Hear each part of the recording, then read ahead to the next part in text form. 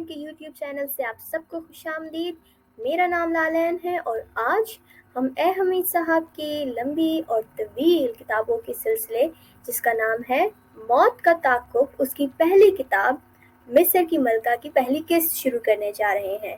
तो इंतज़ार किस चीज़ का है, चले यहाँ शुरू करते हैं कहानी को। दरियाए नील बड़ी खामोशी से बह रहा है। इस वक्त आधी रात गुजर चुकी है। कदीम मिस्र के गहरे नीले आसमान पर सितारे सफेद मोतियों की तरह चमक रहे हैं। ये जमाना जिसका हम जिक्र कर रहे हैं आज से पौने 5000 साल पहले का जमाना है। हमारी तहजीब की तारीख शुरू हो रही है। ये मिस्र के फिरौनों का जमाना है। दरियाए नील के नीले पानी में सितारों का अक्स झिलमिला रहा है। दरिया के किनारे खजूरों के झुंड दूर तक चले गए हैं। कहीं जैतून के दरख्तों की झाड़ें हैं और कहीं इंजीर के दरख्तों के झुंड हैं। ये शहर सो रहा है।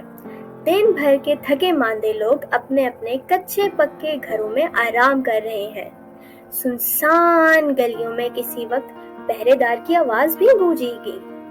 दरियाए नील के किनारे शहर से बाहर एक पुख्ता मकान में जैतून के तेल का लैंप चल रहा है। इस लैंप की रोशनी में एक उधेड़ उम्र की खातून लकड़ी के संदूक में से पत्थर मापने वाला फीता तलाश कर रही है।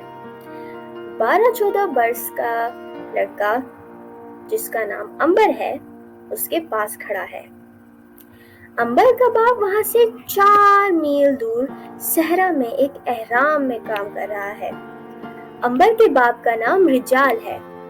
वो एहराम बनाने में माहिर है। एहराम पत्थरों की उस तकूनी इमारत को कहते हैं जिसमें मरे हुए फिरौन की लाश को दवाइयां लगाकर गुलामों, कनीजों और सोने चांदियों के जेवरों के साथ दफन कर दिया जाता है।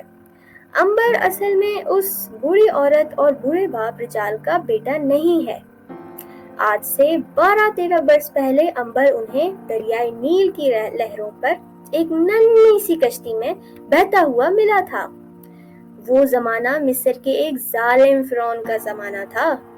नजूमियों ने फिरौन को बताया था कि उसके महल में एक लड़का पैदा होगा जो बड़ा होकर उसे हलाक कर देगा।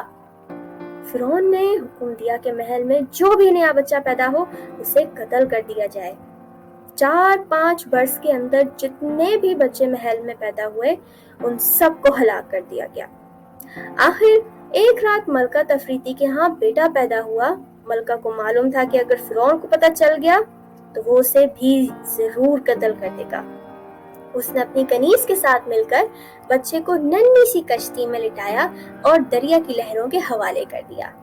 उसे यकीन था कि उसका बेटा जरूर किसी न किसी किसान या माही गैर के हाथ आ जाएगा और वहीं परवरिश पाएगा। इस तरह वो कत्ल होने से बच जाएगा और कम से कम जिंदा तो रहेगा ना। अगर खुदा को मंजूर हुआ और जिंदगी रही तो कभी न कभी उसके बेटे से मुलाकात जरूर होगी। फिरौन को बच्चे की पैदाइश का कोई इल्म नहीं हुआ। उसे यही कहा गया कि मलका के यहाँ मुर्दा बच्ची पैदा हुई है जिसे दफन कर दिया गया है। उधर नन्हा अंबर शहजादा घास फूस की बनी हुई छोटी सी कश्ती में दरिया की लहरों पर बहता हुआ आगे निकल गया। दिन चढ़ा तो उधेड़ उम्र का एहराम मिस्र का इंजीनियर रिजाल दरिया के किनारे पत्थर कटवा रहा था। उसने कश्ती में एक बच्चे को देखा। वो उसे उठाकर घर ले आया। उसके यहाँ कोई औलाद नहीं थी। इसकी बीवी बच्चे को देखकर बहुत खुश हुई। उन्होंने अंबर को अपने बच्चे की तरह पालना शुरू कर दिया। अब अंबर उस घर में पलकर 14 बरस का हो गया था।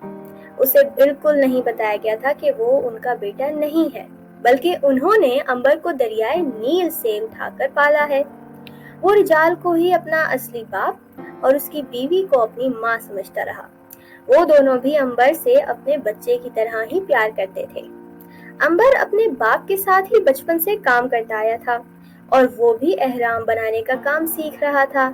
इसके साथ ही साथ उसने अपने बाप से जंगली बूटियों से दवाइयां बनाने और बीमार लोगों का इलाज करने का हुनर भी सीखना शुरू कर दिया था। उस रात वो भी अपने बाप के साथ शहर से 4 कोस फासले पर एक नए एहराम की तामीर का काम कर रहा था।